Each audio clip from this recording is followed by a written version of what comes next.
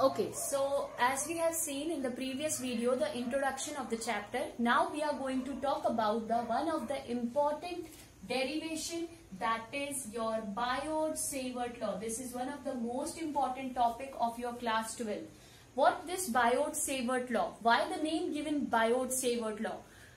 Previously we have seen in the previous video that the GN has discovered the first time the relationship between the electricity and magnetism in 1802. After that, we have seen that the Oersted has rediscovered it in 1820 by doing the experiment in which the deflection shows by the needle when he has attached a needle in a circuit where the current flows through a conductor.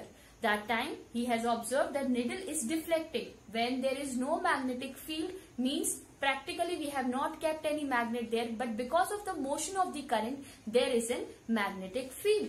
Now here in 1820, in the same year 1820, two French physicists, one name is Jean-Baptiste and the another name is Flecy-Biot.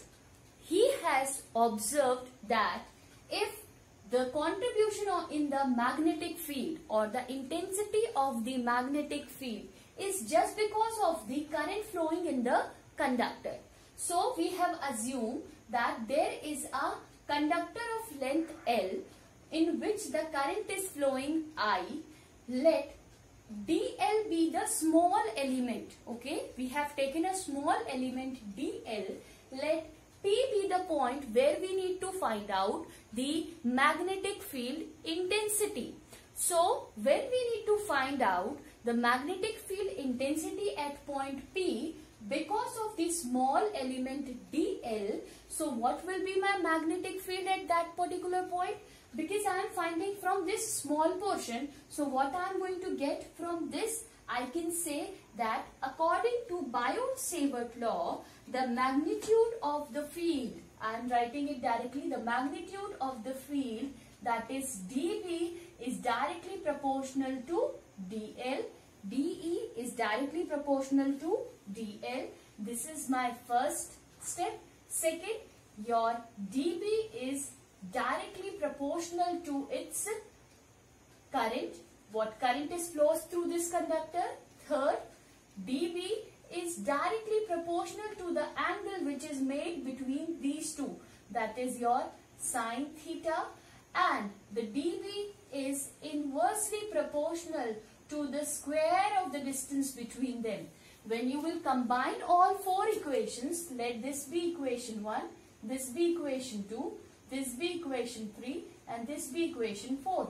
From equation 1, 2, 3 and 4, we get that dB is directly proportional to I dl sine theta upon r square. This was the statement given by the Biot-Savart. Question come, why we are studying this? Because we know that the current flows in the conductor because of the electrons. Each electron and each moving electron is contributing some magnetic field, and because of that magnetic field, how much intensity of that magnetic field because of small element we are going to find at one particular point, that we are going to see. So this is another proof to show the relationship between the current and the magnetic field. So when I am going to remove the proportionality sign, one constant will come k, so I will get k I dl sine theta upon r square, where k is nothing but a constant. What it is?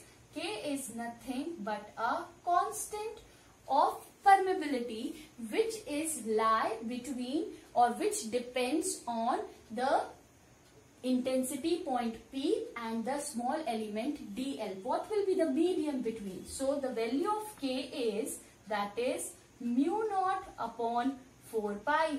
What is this mu naught? Mu naught is nothing but a permeability. It is nothing but a permeability. What is this permeability? Permeability is similar to the permittivity in the free space. This is the permeability in the free. Permeability is the same as is the permittivity, means how much the magnetic field is produced because of this dl at point P, and what will be the medium that is only going to affect that P. But in this case, the permeability, this is the case where the medium between these two is air. Okay, so here we are going to get the value of this. K is equals to mu naught upon 4 pi. You will get, after solving this, you are going to get it is equals to 10 to the power 7 Tesla meter per ampere. Meter per ampere, or the unit of Tesla is also Weber. So you can say this as Weber per meter ampere. Weber per meter ampere. This is the unit which we can use for this. So when I am going to substitute, so I am going to get my equation as dP is equals to mu naught upon 4 pi I dl sin theta upon r square. I dl sin theta upon r square. This is my Biot-Savart law.